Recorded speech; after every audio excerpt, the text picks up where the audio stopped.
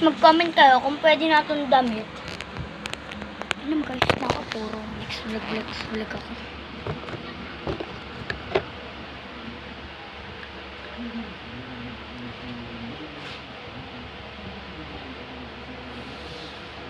Hindi naman ako magre-lipstick. Wait lang guys, mag-cooling pa lang yung ano ko. Guys, habang ngayon ay maglinis tayo ng makeup natin na sa mukha. May kikwento ako sa iyo. Alam niyo ba yung mga pusa, guys? Mga masaswerte yun. Lalo kapag nasumipaahan nyo siya. At naglinalambing ka nila. And alam ko naman marami kayong gustong pusa. At meron din kami alagang pusa. Huwag nyo siyang tinataboy. Kahit kumakain kayo. Pakainin nyo siya. Kung saan man, kung pwede siyang kumain.